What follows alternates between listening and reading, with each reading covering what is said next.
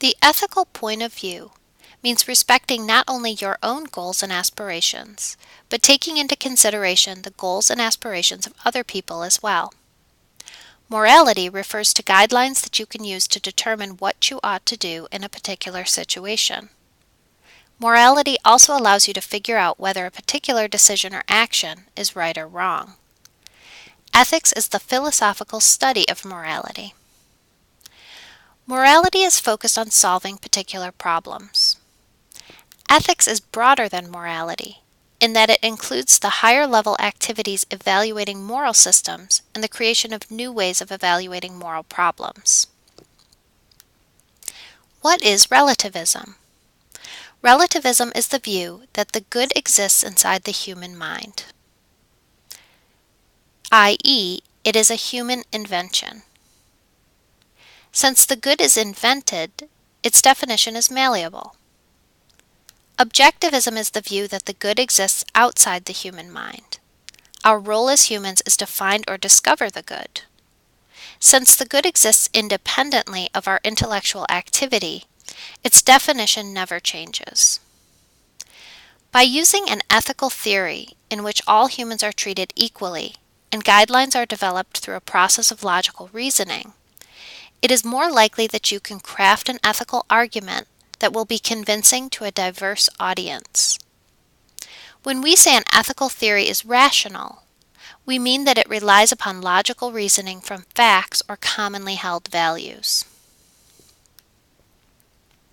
The many-any fallacy is to conclude that any option is acceptable after observing that many options are acceptable. For example, you may observe me take several different routes between home and work, and all of them are good in the sense that they allow me to reach my destination safely and in a reasonable amount of time. That does not imply that all possible routes between home and work are good. The equivalence fallacy is to confuse similarity with equality. It comes into play in this chapter in the discussion of the divine command theory. When we say God is good, it is fallacious to argue that God and the good are identical. Another example of the equivalence fallacy would be to conclude from this statement, Jeffrey Dahmer was evil incarnate, that everything Dahmer said or did was evil. Moral rules. Sometimes I leave home a little late, but I'd still like to get to work on time. I want to be able to drive through red lights on those days when I am running late. The proposed moral rule is, I may ignore traffic laws when I am pressed for time. It is also my will that the traffic lights keep everyone else driving in an orderly manner.